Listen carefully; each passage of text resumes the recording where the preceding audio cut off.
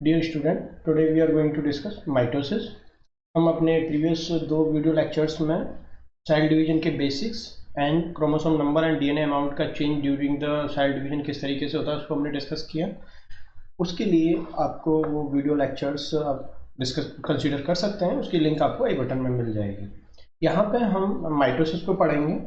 Mitosis में थोड़ा सा हम इसका हिस्टोरिकल अगर बैकग्राउंड देखें तो हम पाएंगे कि जो माइटोसिस है ये टर्म जो है, ये टर्म एक वैज्ञानिक थे फ्लेमिंग।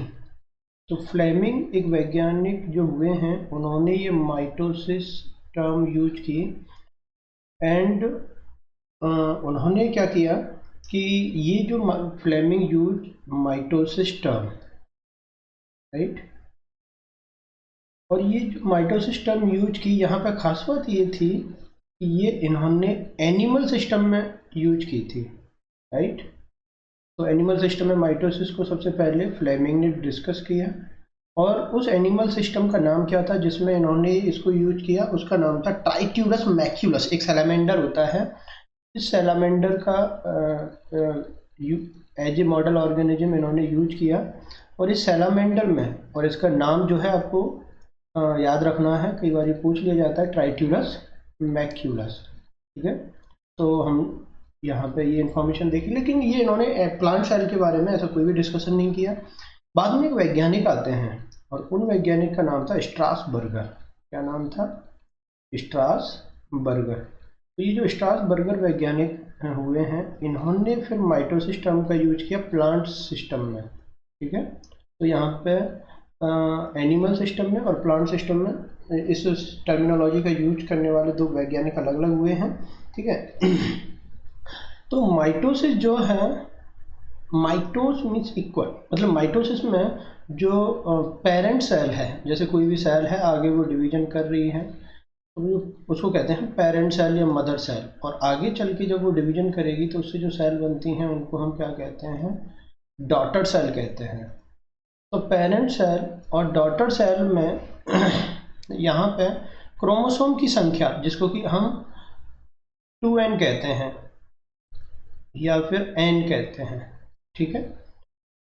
तो यहाँ भी अगर यहाँ पेरेंट में 2n नंबर ऑफ क्रोमोसोम है तो डॉटर सेल में भी वो 2n ही होंगे, और अगर पेरेंट सेल में वो n है तो यहाँ भी वो डॉटर सेल में n ही होंगे। कहने का मतलब है कि पेरेंट सेल और डॉटर सेल के अंदर क्रोमोसोम की संख्या में कोई चेंज नहीं आता, और यहाँ पे अगर क्रोमोसोम की संख्या 2n होगी तो अमाउंट ऑफ डीएनए क्या होगा? 2c, और क्रोमोसोम की संख्या n होगी तो अमाउंट ऑफ डीएनए क्या होगा? c। ये सारी चीज़ें मैं अपने chromosome number, amount of DNA video में डिस्कस कर चुका हूँ, किस तरीके से इनको डिफाइन करते हैं।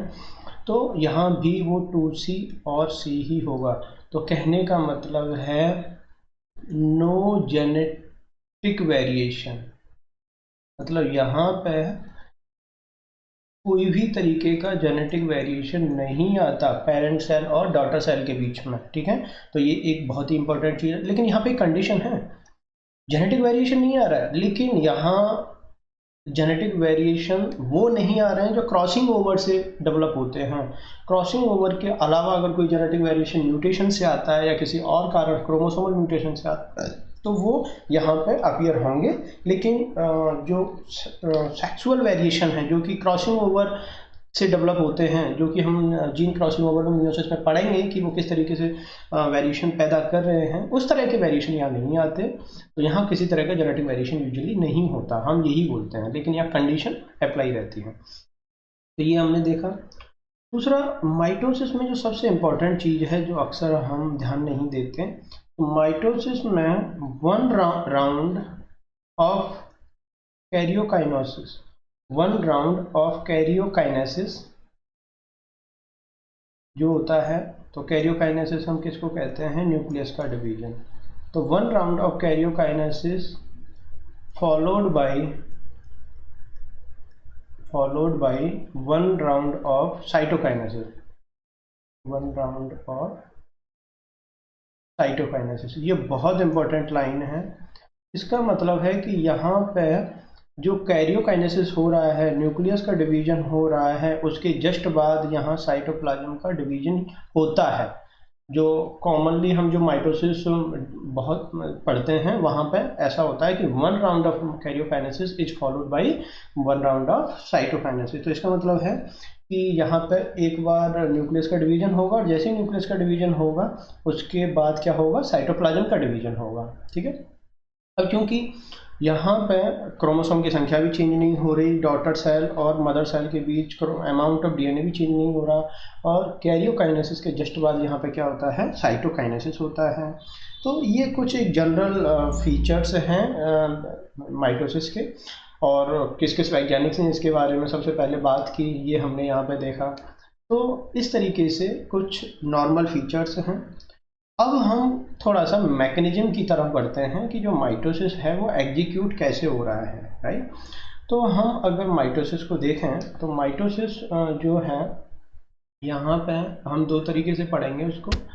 मतलब उसको दो भागों में डिवाइड करेंगे। तो पहला जो पार्ट आएगा उसका वो आएगा कैरियोकाइनेसिस। मतलब हम पहले न्यूक्लियस का डिवीजन पढ़ेंगे, ठीक है। तो कैरियोकाइनेसिस, तो जो न्यूक्लियस का डिवीजन है सेल डिवीजन के भीतर, उसको कहते हैं कैरियोकाइनेसिस। और इस कैरियोकाइनेसिस में जो सबसे पहली फेज आती है उसको कहते हैं प्रोफेज। क्या कहेंगे, प्रोफेज। और बच्चों अब यहाँ से आगे जो भी चीज़ें मैं पढ़ाता चल रहा हूँ उसको बड़े ध्यान से सुनना, क्योंकि बड़ा ही इम्पोर्टेंट है ये, ठीक है। तो देखिए जो कैरियोकाइनेसिस है और साइटोकाइनेसिस है, ये मैं अपनी प्रीवियस वीडियो लेक्चर्स में भी डिस्कस कर चुका हूँ कि होता क्या है कि जैसे जो हमारा सेल डिवीजन है उसको हम साइकिल में इस तरीके से क्लासिफाई करते हैं। तो उसमें इंटरफेज, ठीक है, और एम फेज। इंटरफेज को हम 3 फेजों में बांटते हैं, G1 S G2। इसको हम वहाँ पे बेसिक्स में पढ़ चुके हैं, इसको बार बार मैं यहाँ डिस्कस नहीं कर रहा हूँ। एम फेज को हम फिर से 2 भागों में बांटते हैं, कैरियोकाइनेसिस और साइटोकाइनेसिस। मतलब पहले हम न्यूक्लियस का डिवीजन करेंगे एम फेज में, और उसके बाद हम साइटोप्लाज्म का डिवीजन करेंगे, ठीक है। तो इस तरीके से जो है आपको इन चीज़ों का ध्यान रखना है कि जो सेल साइकिल है वो इस तरीके से एग्जीक्यूट होती है। अब मैं यहाँ पे जो है इंटरफेज को मैं बार बार डिस्कस नहीं करूँगा। हम ये अंडरस्टूड है कि सेल जो है डिवीजन एम फेज में जाने से पहले सारी तैयारियाँ कर चुकी है, डीएनए जो है प्रॉपर्ली रेप्लिकेट हो चुका है, चेक पॉइंट सब कुछ क्लियरेंस दे चुके हैं, सारी मतलब जो भी एक प्री एम मतलब माइटो मतलब डिवीजन में जाने से पहले जो भी सिचुएशन है वो उसको सबको फुलफिल कर चुकी है।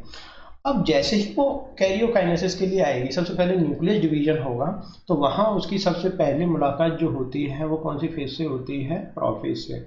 तो सबसे पहली बात तो ये है कि ये जो फेज है ये लॉन्गेस्ट फेज है, longest phase of M phase. मतलब माइटोटिक जो फेज है, जो एम फेज हम पढ़ते हैं उसकी सबसे लंबी फेज है, ठीक है। तो यहाँ ध्यान रखना, देखिए यूजुअली सेल डिवीजन में सबसे बड़ी जो फेज होती है वो G1 होती है अगर ओवरऑल सेल साइकिल को देखा जाए तो। और अगर सिर्फ एम फेज को देखा जाए, जो डिवीजन हो रहा है उस फेज में जो सबसे बड़ी फेज है वो कौन सी है, वो प्रोफेज है। पहली चीज तो ये। दूसरी चीज ये कि यहाँ पे जैसे ही प्रोफेज शुरू होती है तो यहाँ पे आपको दो तरह की एक सिचुएशन देखेंगे, एक तो जब प्रोफेज शुरू हुई है और एक जब प्रोफेज खत्म होने वाली है। तो जब प्रोफेज शुरू होती है तो यहाँ अर्ली प्रोफेज बोलते हैं उसको, और अर्ली प्रोफेज में आप क्या देखोगे कि सेल के अंदर जो कुछ भी ऑर्गेनेल्स हैं, ER, nucleus, membrane, right, nucleolus, endoplasmic reticulum, Golgi body, right, ये सारे सेल ऑर्गेनेल्स डिसअपियर होने लगते हैं, ठीक है। यहाँ पे स्टार्ट हुए हैं और जैसे जैसे आप लेट प्रोफेज में पहुंचोगे, प्रोफेज खत्म होने वाली है, वहां तक पहुंचते पहुंचते nuclear membrane, right, ER and Golgi body,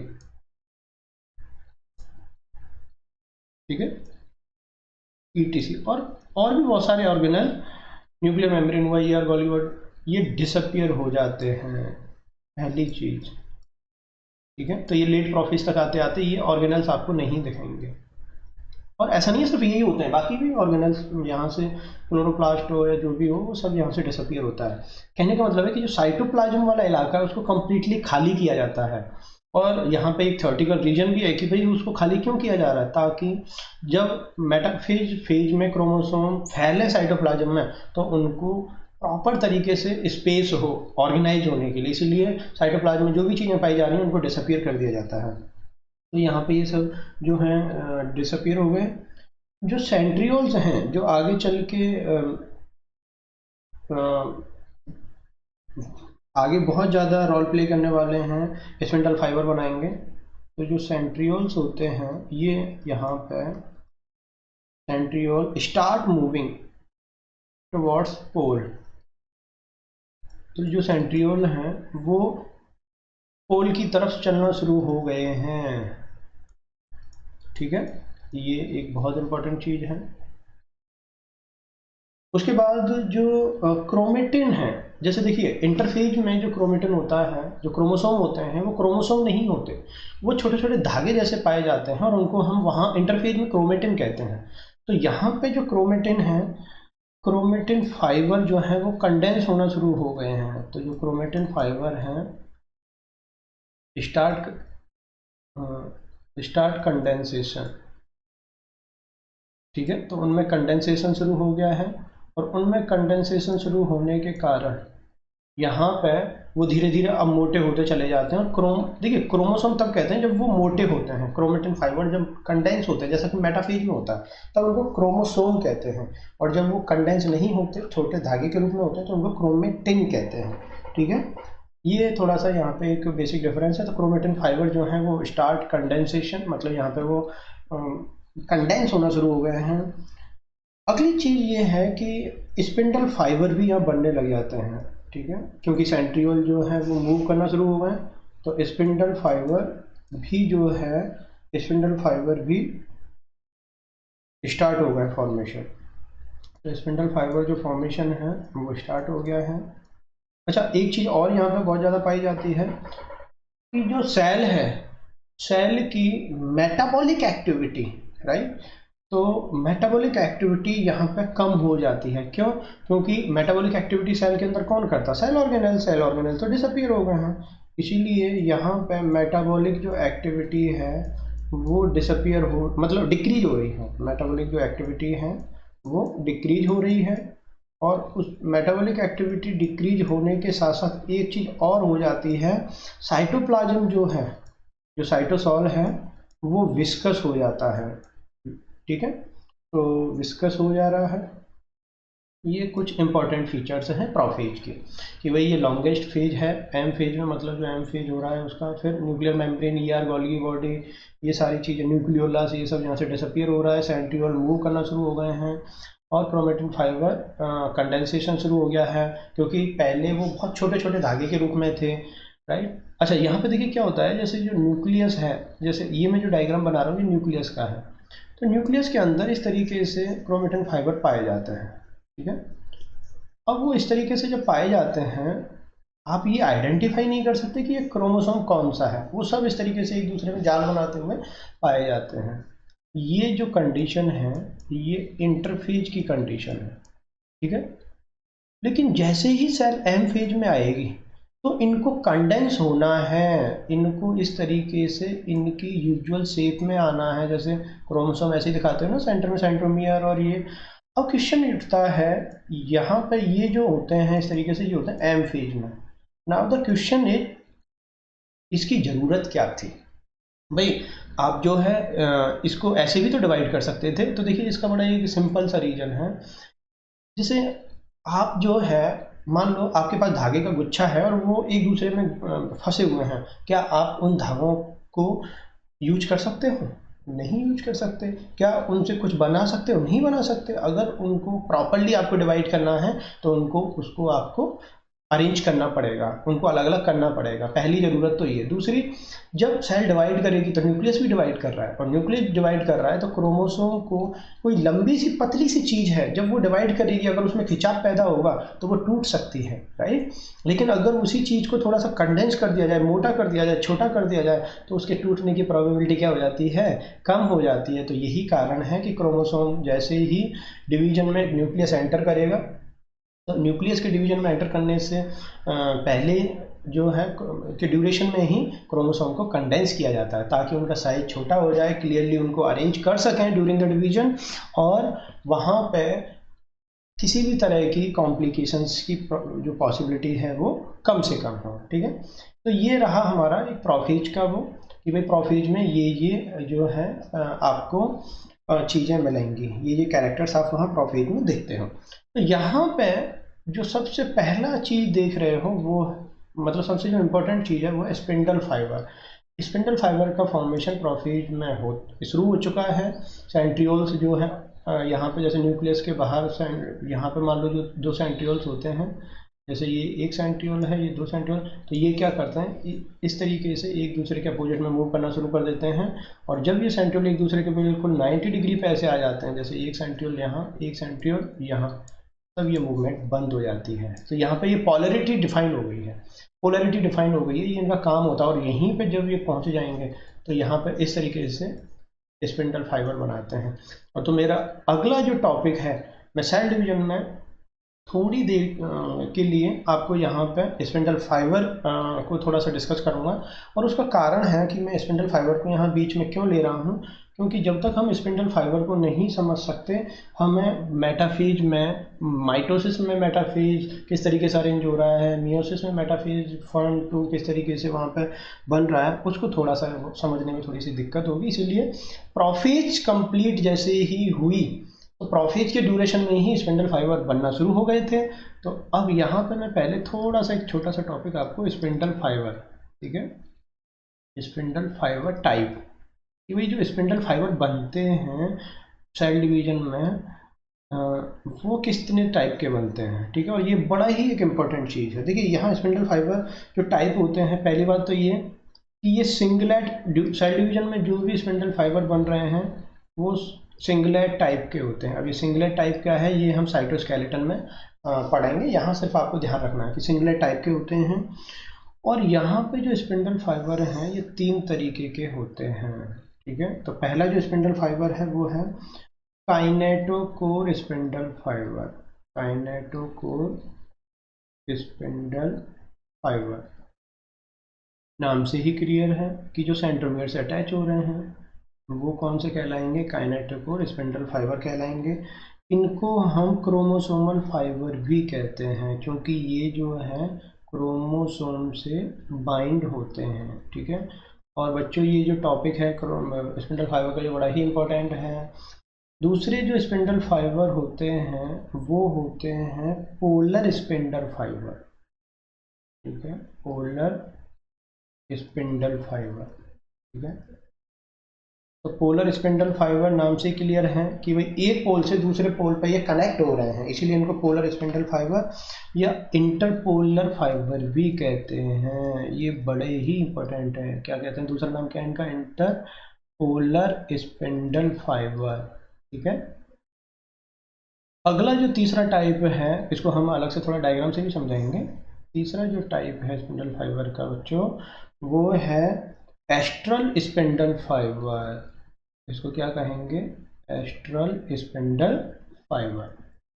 तो देखिए इनमें डिफरेंस क्या है भाई, देखिए हैं तो ये स्पिंडल फाइबर ही, ये प्रोफेज में बनना शुरू होते हैं। एस्ट्रल स्पिंडल फाइबर जो है, अब देखिए यहाँ पे जो क्रोमोसोमल फाइबर होते हैं स्पिंडल फाइबर, ये फिर से 2 तरीके के होते हैं। और ये कौन से हैं,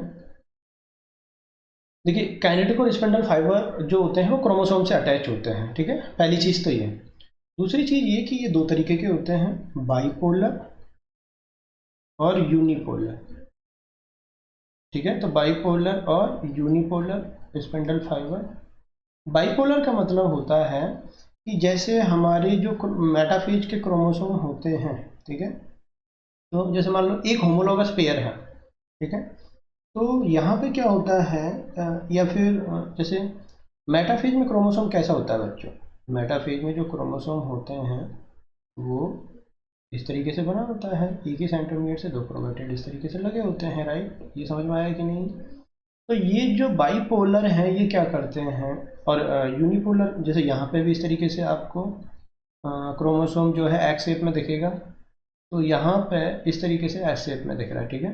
तो यहाँ पे क्या होता है कि ये जो स्पिंडल फाइबर हैं ये इस तरीके से आ रहे हैं और क्रोमोसोम सेंट्रोमियर से अटैच हो रहे हैं, ये इस तरीके से आ रहे हैं क्योंकि दो सेंट्रियोल्स होते हैं ना दोनों पोल्स की तरफ। तो ये इस तरीके से, अगर क्रोमोसोम को क्या जो सेंट्रोमियर है वो दोनों साइड में से आने वाले क्रोमोसोम जो फाइबर हैं उनसे अगर वो बाइंड हो रहा है तो इसको कहते हैं बाइपोलर स्पिंडल फाइबर, ठीक है। तो यहाँ पे जो सेंट्रोमियर है, centromere connect with centromere connect with by directional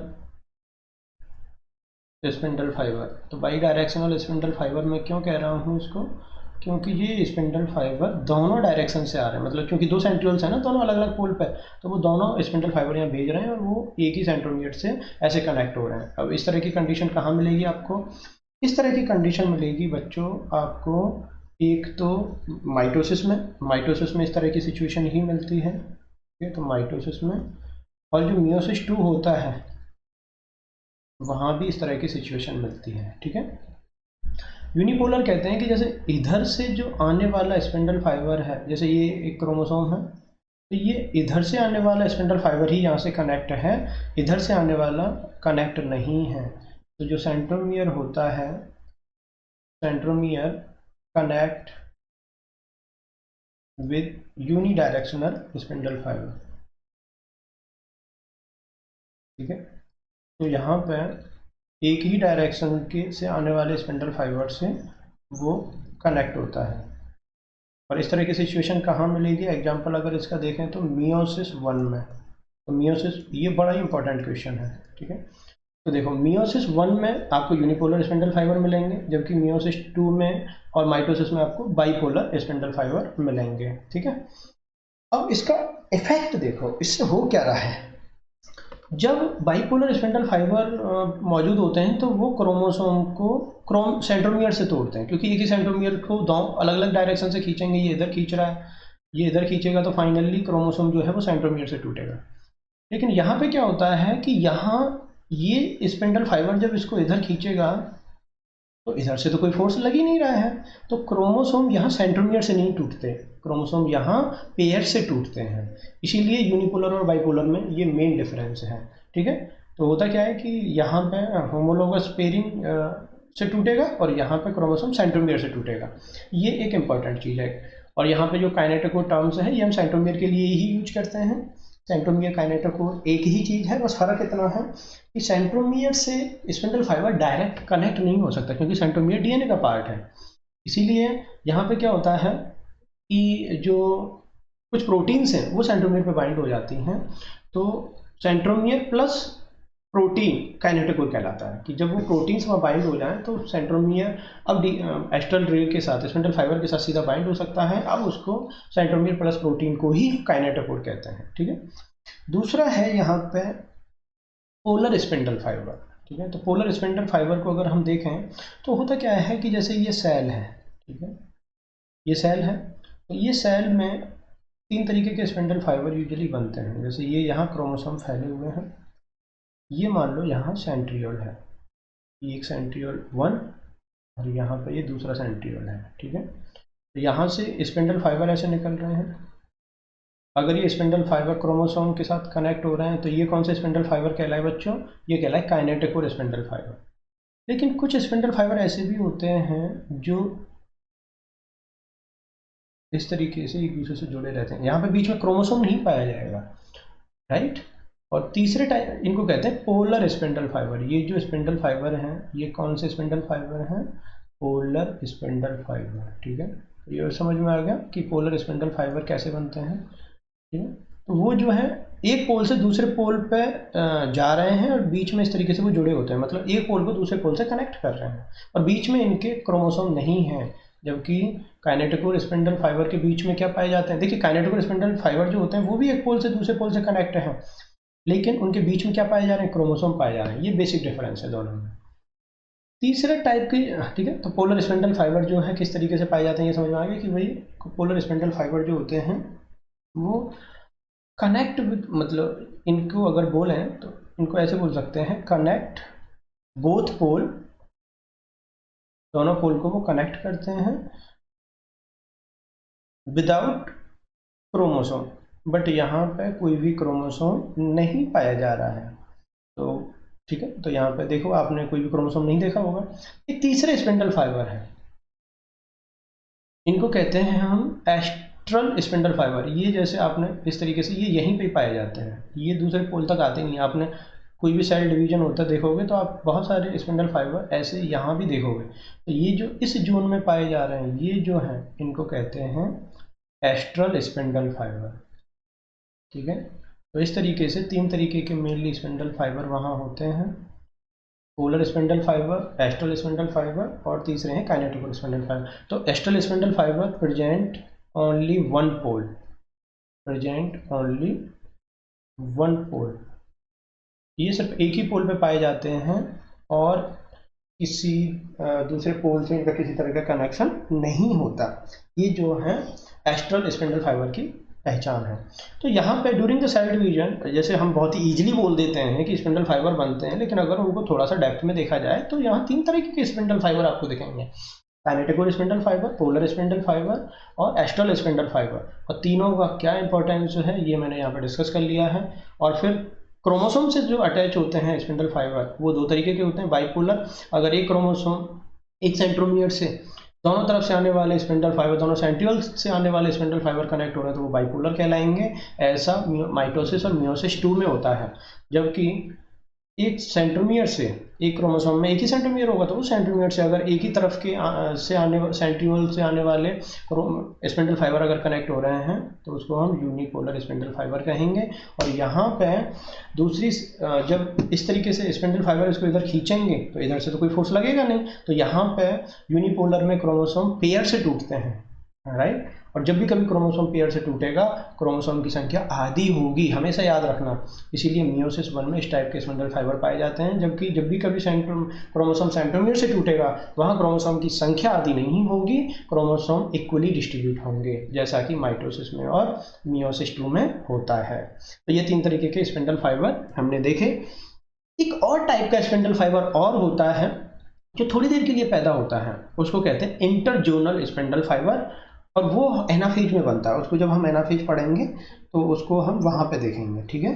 तो थोड़ी देर के लिए मैंने आपको यहाँ स्पिंडल फाइबर में थोड़ा सा ये पॉइंट डिस्कस किए, और ये इसलिए ज़रूरी था क्योंकि आगे मैं मेटाफेज में जाने वाला हूँ, और मेटाफेज में मैं ये टर्मिनोलॉजी यूज करता कि यहाँ बाईपोलर स्पिंडल फाइबर होंगे या यूनिपोलर, तो उससे पहले, और स्पिंडल फाइबर पुलिंग पुशिंग ये सारा फोर्स में जनरेट करते हैं, ठीक है।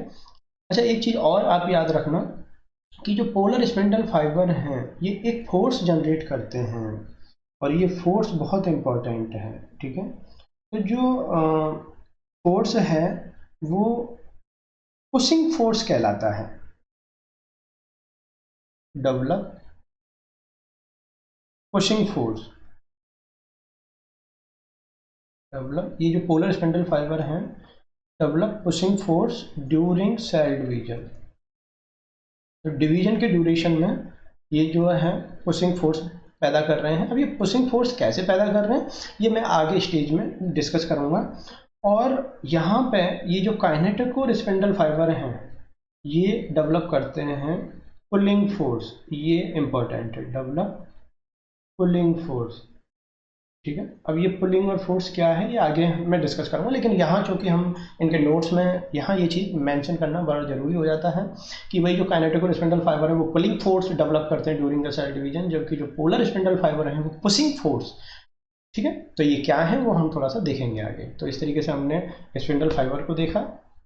अब जो है हम दोबारा से वापस आ जाते हैं अपने ट्रैक पर, और हम प्रोफेज के बाद किस स्टेज में आएंगे, मेटाफेज में।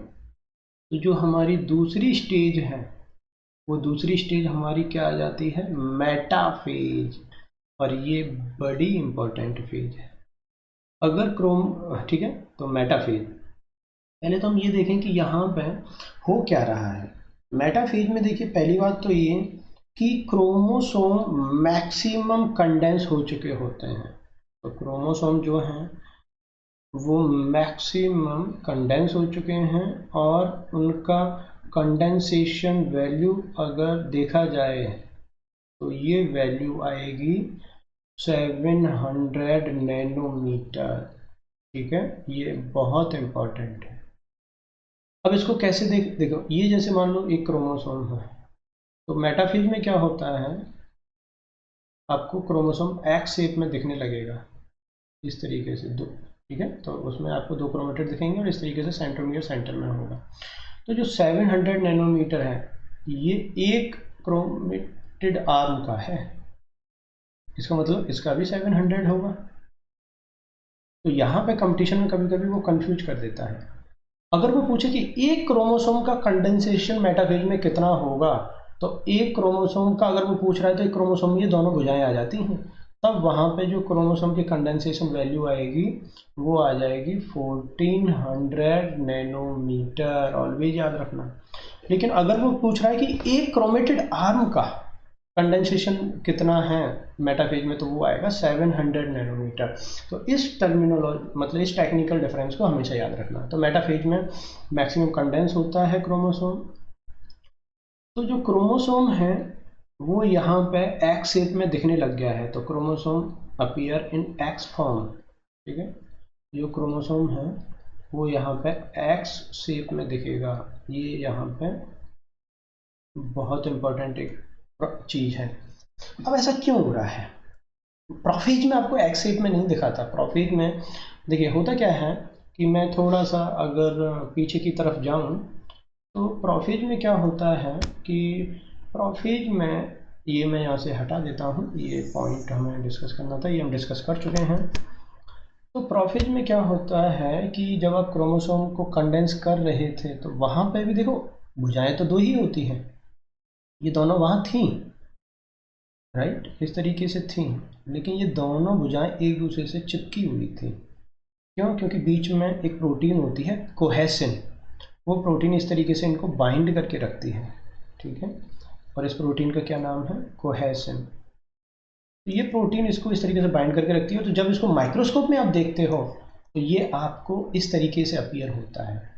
जबकि इसको थोड़ा सा जूम करके देखोगे तो उसके अंदर दो भुजाएं हैं, लेकिन वो आपको अलग अलग नहीं दिखती क्योंकि वो बीच में कोहेशन प्रोटीन से जुड़ी होती हैं। ये कहाँ होता है, ये होता है प्रोफेज में। लेकिन मेटाफेज में क्या होता है, मेटाफेज में क्या होता है कि कुछ प्रोटीन्स ऐसी बनती हैं जो मेटाफेज में इस कोहेशन को डिग्रेड कर देती हैं, और बीच में से जैसे ही कोहेशन डिग्रेड होती है, ये दोनों भुजाएं जो अब तक जुड़ी हुई थी ये इस तरीके से अलग अलग दिखती हैं, ठीक है। तो अब जो है वो एक्स शेप में आ चुका है क्रोमोसोम, और ये सब कहाँ हो रहा है, ये हो रहा है मेटाफेज में। तो अब समझ में आ गया कि आपको, क्योंकि यहाँ ये बड़ा कन्फ्यूजन होता है कि यार वहाँ तो एक ही भुजा थी तो यहाँ डबल कैसे हो गई।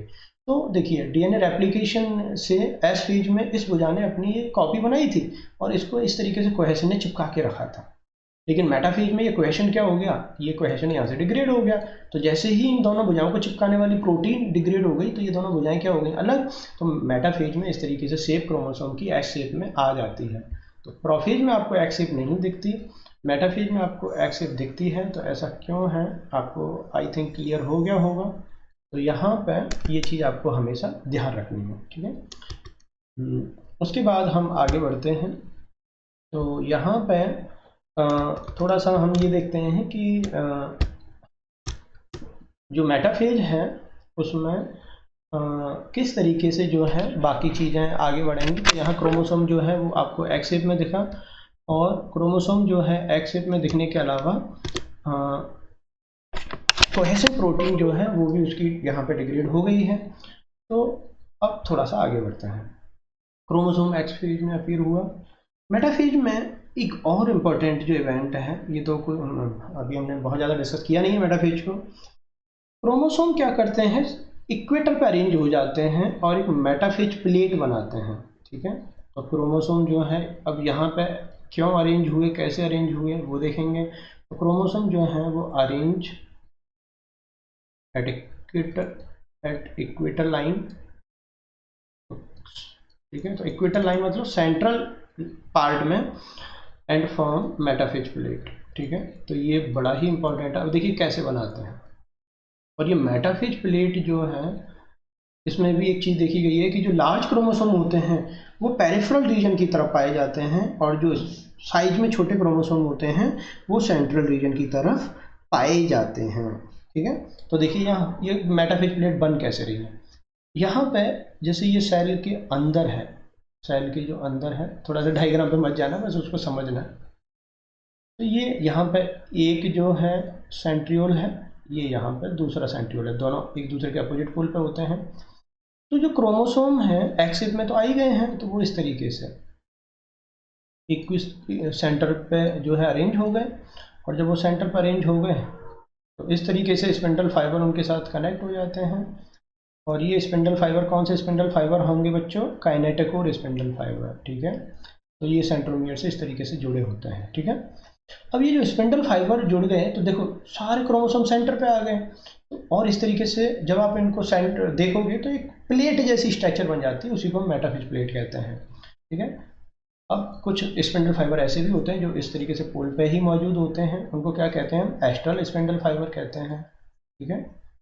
और कुछ स्पिंडल फाइबर ऐसे होते हैं जो बीच में क्रोमोसोम जिनसे नहीं जुड़ा होता, उनको क्या कहते हैं? पोलर स्पिंडल फाइबर, ठीक है। तो वो इस तरीके से एक दूसरे से जुड़े होते हैं, ठीक है। इनको हम चूँकि डिस्कस कर ही चुके हैं तो इसको दोबारा मैं यहाँ डिस्कस नहीं कर रहा। तो फाइनली सेल के अंदर इस तरीके का सिचुएशन होता है। तो ये जो सेंट्रल पार्ट बन रहा है, इस सेंट्रल पार्ट को हम कहते हैं मेटाफेज प्लेट। क्या कहेंगे? मेटाफेज प्लेट कहेंगे, ठीक है। अब क्या होगा कि ये जो पोलर स्पिंडल फाइबर है ये ऊपर की तरफ जाएगा, ये इधर की तरफ खींचेगा, तो इससे जब ये दोनों एक दूसरे से अपोजिट भागेंगे तो ये भी जो है इन पे भी दबाव पड़ेगा, और इन पे जब दबाव पड़ेगा तो ये इसको इधर खींचेगा क्रोमोसोम को, ये इधर खींचेगा, और फाइनली क्रोमोसोम इस तरीके से बीच में से टूट जाएगा। और जब भी क्रोमोसोम सेंट्रोमियर के बीच में से टूटेगा, क्रोमोसोम की संख्या आधी नहीं होगी। ये समझ में आ गया? तो मेटाफेज में यहाँ क्रोमोसोम टूट नहीं रहा है, ये आगे होगा, एनाफेज में होगा, लेकिन वो किस तरीके से होता है वो मैंने डिस्कस किया। मेटाफेज में सिर्फ इतना ही हुआ है, क्रोमोसोम मैक्सिमम कंडेंस हैं, एक्सेप में अपीयर हुए हैं, और कंडेंसेशन को लेकर जो थ्योरेटिकल पार्ट था वो भी मैंने डिस्कस किया। एक्सेप यहाँ क्यों अपीयर हुई, कोहेशन प्रोटीन के डिग्रेड होने से, ये मैं डिस्कस कर चुका हूँ। और क्रोमोसोम यहाँ इक्वेटर लाइन पर अरेंज होके मेटाफेज प्लेट बना दिए हैं, ये भी हमने यहाँ पर डिस्कस किया। एक चीज़ और है कि कोई क्रोमोसोम अगर छूट गया तो उसको कैसे चेक किया जाता है? तो क्या होता है, अगर कोई क्रोमोसोम यहाँ पे जब ये मेटाफेज फेज में ये देखा जाता है कि कहीं कोई क्रोमोसोम छूट तो नहीं गया है, क्योंकि अगर कोई क्रोमोसोम डिवीजन होने से छूट गया तो ये बड़ी दिक्कत हो जाएगी। तो यहाँ पे क्या होता है, मेटाफेज जो फेज है ये एक क्वालिटी कंट्रोल फेज भी है, और यहाँ पे एक चेक पॉइंट भी हम पढ़ते हैं, स्पिंडल चेक पॉइंट जो हमने पढ़ा था। ये मेटाफेज में ये इंश्योर किया जाता है कि अब सेल जो है वो एक बार यहाँ श्योर करती है कि सारे जो स्पिंडल फाइबर है, मतलब सारे जो क्रोमोसोम हैं वो स्पिंडल फाइबर से अटैच हुए हैं या नहीं। इसीलिए उस चेक पॉइंट को हमने स्पिंडल चेक पॉइंट नाम दिया था, जो तीसरा चेक पॉइंट हमने पढ़ा था चेक पॉइंट टॉपिक्स में, ठीक है। तो मेटाफेज प्लेट में इस तरीके से ये सिचुएशन हुई। अब इसके बाद जो फेज आती है वो है एनाफेज फेज, ठीक है। तो एनाफेज में क्या होगा, ये बड़ा इंपॉर्टेंट है एनाफेज। तो प्रॉफिट तो एनाफेज में क्या होता है, एनाफेज में सबसे पहली चीज तो ये कि भाई shortest phase of M phase, ये एम फेज की सबसे शॉर्टेस्ट फेज है। तो shortest phase of M phase मतलब जो एम फेज है उसकी शॉर्टेस्ट फेज है। अगला जो है वो ये कि यहाँ पे जो क्रोमोसोम है वो जो है सेग्रीगेशन हो चुके हैं। तो जो क्रोमोसोम्स जो हैं वो सेग्रीगेशन हो गया है, तो क्रोमोसोम सेग्रीगेशन, ठीक है। तो यहाँ पे क्रोमोसोम जो है सेग्रीगेशन हो गए हैं, क्रोमोसोम सेग्रीगेशन अकर, यहाँ क्रोमोसोम का सेग्रीगेशन हो गया है। और जब क्रोमोसोम का सेग्रीगेशन हो गया तो क्रोमोसोम के सेग्रीगेशन के बाद एंड स्टार्ट मूविंग टुवर्ड्स पोल, और वो किधर की तरफ मूव करना शुरू कर दिया है? पोल की तरफ, ठीक है। तो मूव टुवर्ड्स पोल, तो ये बड़ा ही एक इम्पोर्टेंट चीज़ है जो यहाँ पे देखने को मिलता है। अब यहाँ पे एनाफेज में देखिए दो तरीके के फोर्स डेवलप होते हैं। क्रोमोसोम जा रहा है तो क्रोमोसोम को दूसरे पोल की तरफ जाने के लिए कोई फोर्स भी तो लगेगा, तो वो फोर्स क्या है? तो यहाँ पे दो तरीके के फोर्स डेवलप होते हैं। पुलिंग एंड पुशिंग फोर्स, ठीक है। तो जो पुलिंग एंड पुशिंग फोर्स यहाँ पे डेवलप होते हैं, और ये दोनों फोर्स जो हैं क्रोमोसोम के मूवमेंट के लिए रेस्पॉन्सिबल हैं। Pulling and pushing force develop here. अब क्वेश्चन ये है कि भाई ये पुलिंग और पुशिंग फोर्स होते क्या हैं। तो जब भी आप पुलिंग फोर्स को देखोगे तो पुलिंग फोर्स में आपको याद रखना है काइनेटोकोर स्पिंडल फाइबर। ये मतलब जो काइनेटोकोर स्पिंडल फाइबर हैं वो पुलिंग फोर्स पैदा करते हैं। अब वो कैसे पैदा करते हैं मैं भी डायग्राम से समझाऊंगा, ठीक है। और जो दूसरे फाइबर हैं पुशिंग फोर्स वो प्रोवाइड करेंगे। दूसरे फाइबर में मेनली जो आते हैं वो हैं polar spindle fibre. Astral spindle fibre का इसमें कोई रोल नहीं है, ये हमेशा याद रखना। पोलर स्पिंडल फाइबर, और एक और स्पिंडल फाइबर है जो थोड़ी देर के लिए एनाफेज में ही बनता है, और उसको कहते हैं हम इंटरजोनल स्पिंडल फाइबर। ये हमेशा याद रखना। इंटरजोनल स्पिंडल फाइबर मैंने स्पिंडल फाइबर में नहीं पढ़ाया था क्योंकि ये throughout the cell division नहीं रहते, ये एनाफेज में ही ये डेवलप हुए हैं। अब ये कैसे हैं वो देखो। अब ये पुलिंग और पुशिंग बन कैसे रहे हैं इसको थोड़ा समझो। देखिए होता क्या है, मैं अब एक ही क्रोमोसोम लेके चलूंगा, ठीक है। ये एक सेंट्रियोल है जो एक पोल पे है, ये एक दूसरा सेंट्रियोल है जो दूसरे पोल पे है। यहाँ पे एक क्रोमोसोम है जो मेटाफेज प्लेट में इस तरीके से अरेंज है, और इस क्रोमोसोम के साथ सेंट्रोमियर से ये काइनेटिक स्पिंडल फाइबर जुड़ा हुआ है, ठीक है। तो काइनेटिक स्पिंडल फाइबर क्या करता है, इसको इधर खींचेगा ये वाला पार्ट जो है, और ये वाला पार्ट इधर खींचेगा। तो जब ये इधर खींचेगा और ये दोनों कॉमन पॉइंट किस पे जुड़े हुए हैं, सेंट्रोमियर पे जुड़े हुए हैं, तो जोर कहाँ पे पड़ेगा, सेंट्रोमियर पे पड़ेगा। और फाइनली जो है क्रोमोसोम सेंट्रोमियर से क्या हो जाएगा, टूट जाएगा। और ये मैं हमेशा से बोलता हूँ जब भी क्रोमोसोम सेंट्रोमियर से टूटेगा क्रोमोसोम की संख्या आधी नहीं होगी। तो काइनेटिक और स्पिंडल फाइबर इस तरीके से जो फोर्स डेवलप कर रहे हैं इसको कहते हैं पुलिंग, क्योंकि वो उसको खींच रहे हैं। एक दूसरा फोर्स है, देखिए ठीक है, ये समझ में आ गया कि वही काइनेटिक और स्पिंडल फाइबर पुलिंग फोर्स कैसे बनाते हैं। जो दूसरा फोर्स है वो है पुशिंग फोर्स। वो कैसे होता है, पोलर स्पिंडल फाइबर देखिए इस तरीके से अरेंज होते हैं। ये मैं पोलर स्पिंडल फाइबर बताया ही था कि भाई उनके बीच में क्रोमोसोम नहीं पाए जाते, वो एक पोल से दूसरे पोल पे आने वाले स्पिंडल फाइबर एक दूसरे पे इस तरीके से मूव करते हैं।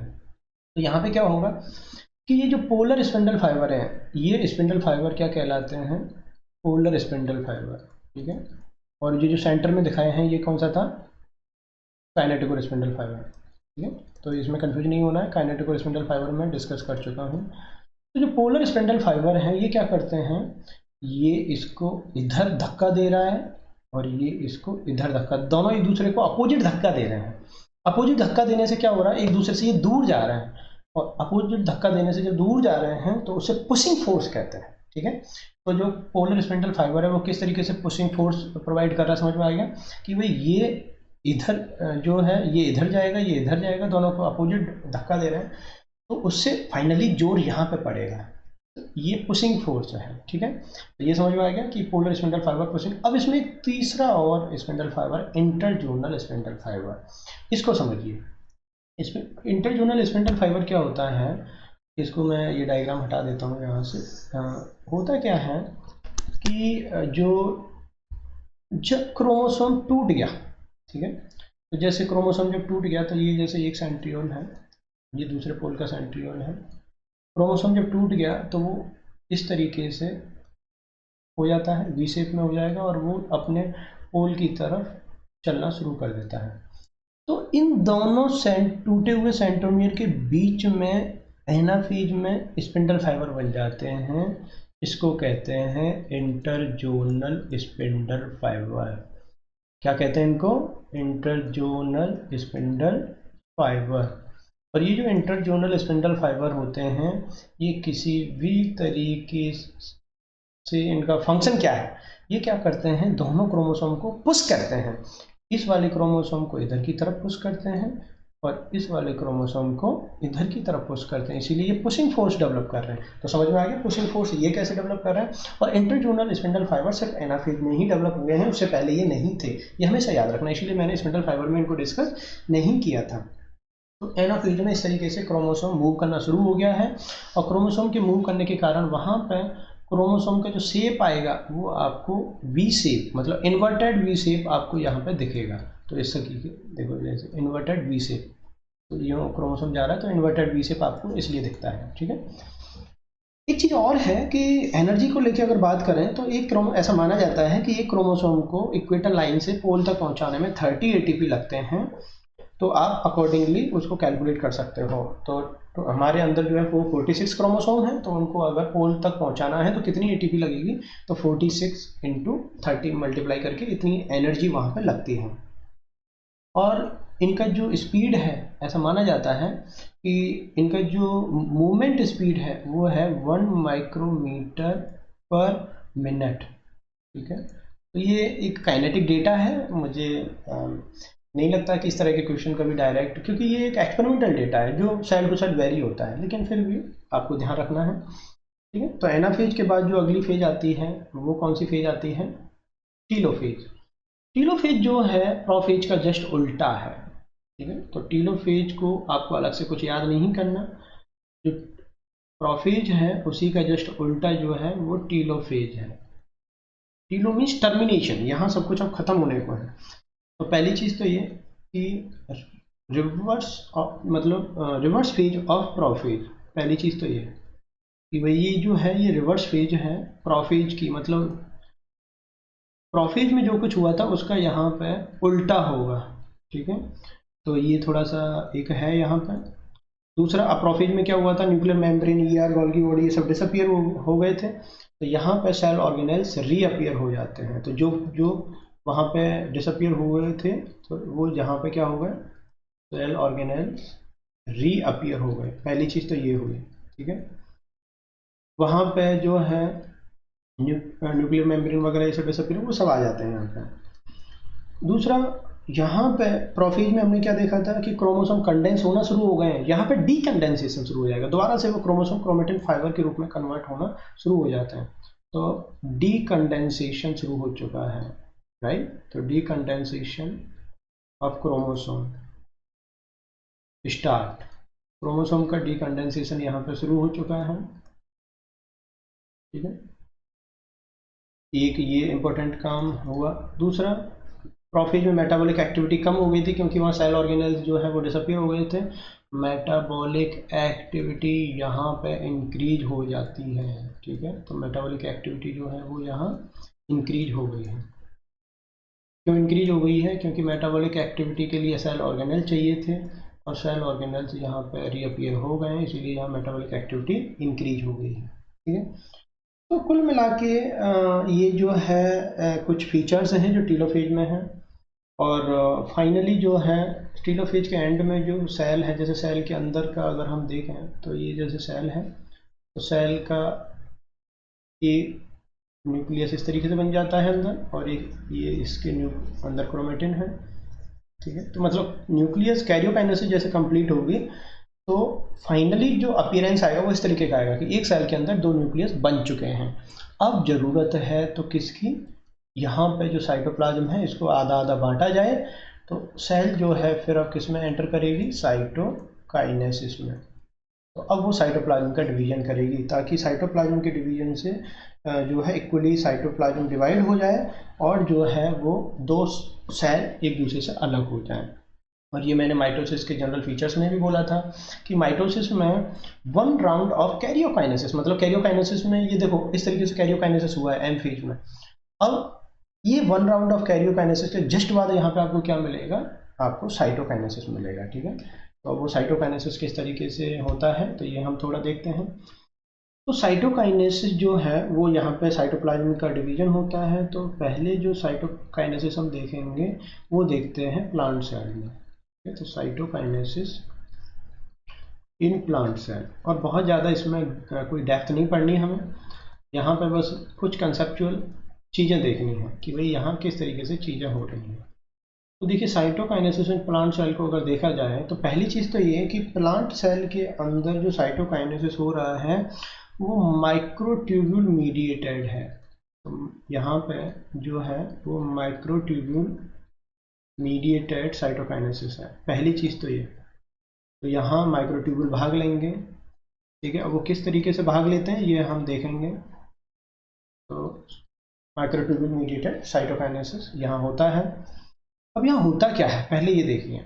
यहाँ होता ये है कि ये जैसे एक प्लांट सेल है, तो प्लांट सेल में जो है दो न्यूक्लियस बन चुके हैं। एक न्यूक्लियस इधर है, के अंदर क्रोमेटिन मटेरियल है, और एक न्यूक्लियस इधर है। ये इस तरीके से न्यूक्लियस यहाँ पर बन चुका है। तो यहाँ होता क्या है कि माइक्रोट्यूब्यूल्स जो होते हैं वो यहाँ सेंट्रल रीजन में अरेंज हो जाते हैं इस तरीके से, ठीक है। तो जो माइक्रोट्यूब्यूल हैं वो यहाँ ऐसे तरीके से अरेंज हो गए। और जो गोल्गी बॉडी है, अब यहाँ पे क्वेश्चन ये भी आता है कि ये जो माइक्रोट्यूब्यूल है ये कहाँ से आ गए। तो ऐसा माना जाता है कि सेल डिवीजन में जो पोलर स्पिंडल फाइबर थे वही यहाँ पे इकट्ठे हो जाते हैं, राइट। लेकिन आपको इतना ज़्यादा डेप्थ से याद नहीं रखना, आप सीधा ये याद रखिए कि प्लांट सेल के मिड में इस तरीके से माइक्रोट्यूब्यूल यहाँ इकट्ठे हो गए। और माइक्रोट्यूब्यूल के बाद यहाँ पे गोल्गी बॉडी कुछ वेसिकल्स बनाती है, और वो वेसिकल्स इस माइक्रोट्यूब्यूल के चारों तरफ इस तरीके से इकट्ठे हो जाते हैं, ठीक है। और इस तरीके से स्ट्रक्चर बन जाती है। और ऐसा माना जाता है, ये एक्सपेरिमेंटली देखा गया है कि ये जो वेसिकल्स बनी हैं ये गोल्गी बॉडी से बनती हैं, और इनमें कैल्शियम और मैग्नीशियम पैक्टेट भरा हुआ होता है। और हम ये जानते हैं कि कैल्शियम और मैग्नीशियम पैक्टेट सेल वॉल के फॉर्मेशन में भाग लेता है। तो इस तरीके से वहाँ स्ट्रक्चर बन जाती है, और ये वेसिकल्स वहाँ कैल्शियम और मैग्नीशियम पैक्टेट रिलीज करते चले जाते हैं, और इस तरीके से वहाँ पर सेल वॉल बनती है। तो पहले जो है सेंट्रल रीजन में और इस तरीके की जो स्ट्रक्चर बनी है इसको कहते हैं हम सेल प्लेट। क्या कहते हैं? Cell plate. और इसका एक टेक्निकल टर्मिनोलॉजी भी है, फ्रैग्मोप्लास्ट, ठीक है, फ्रैग्मोप्लास्ट। अब ये जो फ्रैग्मोप्लास्ट है या सेल प्लेट है ये पहले सेंटर में बनती है, और इस तरीके से अब सेल प्लेट का अगर हम कंपोजिशन देखें तो यहाँ कौन कौन सी दो चीज़ें मिली आपको। यहाँ एक तो मिला मुझे माइक्रोट्यूब्यूल, और माइक्रोट्यूब्यूल के अलावा plus Golgi body derived vesicle, ठीक है। तो गोल्गी बॉडी वेसिकल्स, तो इसका मतलब इन दोनों चीज़ों को मिला के हम सेल प्लेट कहते हैं, ठीक है। अब ये सेल प्लेट जो है पहले सेंटर पे बनेगी, और सेंटर से फिर जो है ये बाहर की तरफ इस तरीके से बनना शुरू हो जाती है। तो सेंटर पे पहले बनी है और उसके बाद बाहर की तरफ बन रही है। तो इस तरीके का जो पैटर्न है इसके बनने का, इसको कहते हैं हम सेंट्रीफ्यूगल। तो यहाँ पे सेल वॉल जो फॉर्मेशन है, cell wall form in centrifugal pattern. और ये बहुत ज़्यादा पूछा जाता है कि सेंट्रीफ्यूगल पैटर्न। तो सेंट्रीफ्यूगल कहते हैं कि सेंटर से बाहर की तरफ, ठीक है। तो ये बहुत ज़्यादा पूछा जाता है कि प्लांट सेल में जो साइटोकाइनेसिस है वो सेंट्रीपीटल है या सेंट्रीफ्यूगल टाइप है। तो ये सेंट्रीफ्यूगल, ठीक है, ये हमेशा ध्यान रखना है। तो बहुत ज़्यादा यहाँ पे आपको ये फालतू की चीज़ें नहीं पढ़नी, ये आपको ध्यान रखना है कि भाई जो प्लांट सेल है वहाँ पर माइक्रोट्यूब्यूल मीडिएटेड साइटोकाइनेसिस होता है। वहाँ पर सेंटर में माइक्रोट्यूब्यूल अरेंज हो जाते हैं, उनके चारों तरफ वेसिकल्स आ जाती हैं। ये वेसिकल्स का निर्माण गोल्गी बॉडी करता है, और इन वेसिकल्स के अंदर कैल्शियम और मैग्नीशियम पैक्टेट भरे हुए होते हैं, और ये वेसिकल्स यहाँ पे कैल्शियम और मैग्नीशियम पैक्टेट रिलीज कर देती हैं, और उसी से फाइनली ये सेल वॉल यहाँ पे बनती है। सेल वॉल पहले सेंटर में बनती है और फिर बाहर की तरफ बढ़ती है, इसीलिए इस पैटर्न को क्या बोलते हैं? सेंट्रीफ्यूगल पैटर्न कहते हैं। तो ये तो था साइटोकाइनेसिस है प्लांट सेल। एनिमल सेल में अगर देखा जाए तो एनिमल सेल में प्लांट सेल ये जो साइटोकाइनेसिस है इसका जो पैटर्न है थोड़ा सा डिफर होता है। यहाँ पे क्या होता है कि वो देखेंगे थोड़ा सा हम यहाँ जब हम देखें कि भाई साइटोकाइनेसिस इन एनिमल सेल, तो यहाँ पे एक चीज़ तो ये याद रखनी है कि माइक्रोट्यूब्यूल यहाँ पार्टिसिपेट नहीं करते, ठीक है, इन एनिमल सेल। यहाँ पे माइक्रोफिलामेंट पार्टिसिपेट करते हैं। अब वो किस तरीके से करते हैं? तो यहाँ होता क्या है, पहले तो ये कि भाई माइक्रोफिलामेंट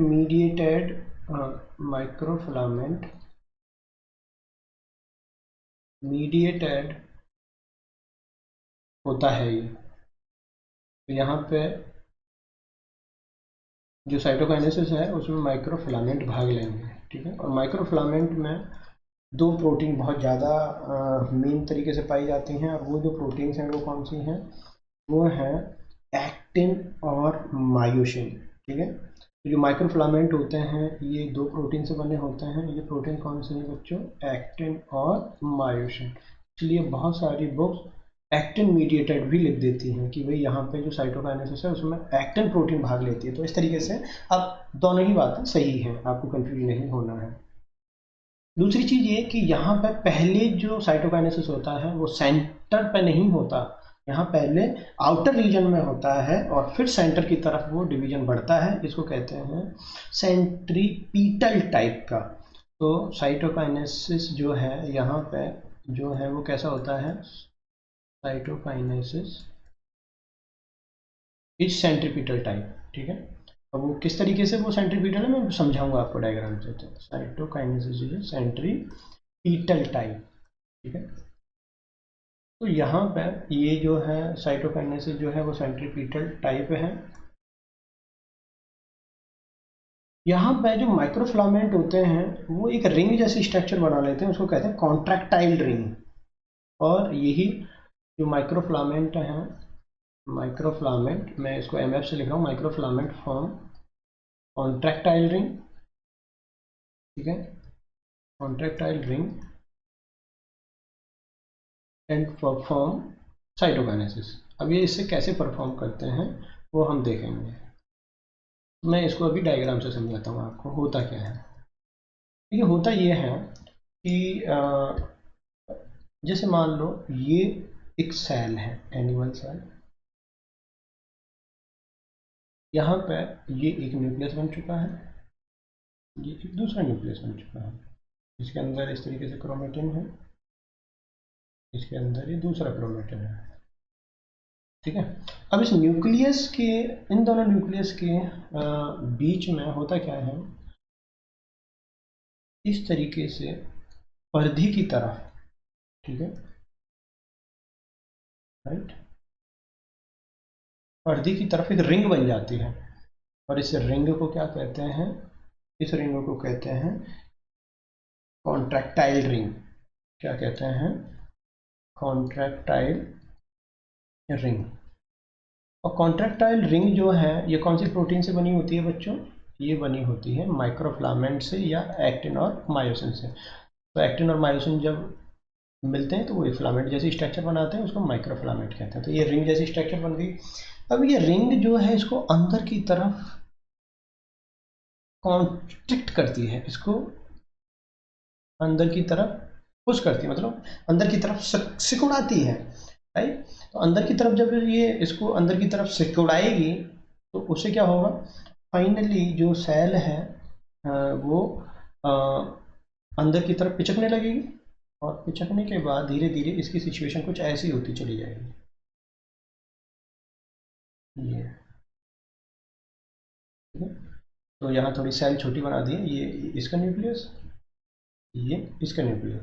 ये यहाँ पे जो है कॉन्ट्रैक्टाइल रिंग थी, ये जो कॉन्ट्रैक्टाइल रिंग है ये इस तरीके से इसको अंदर की तरफ खींचती चली आ रही है, अंदर की तरफ इस तरीके से।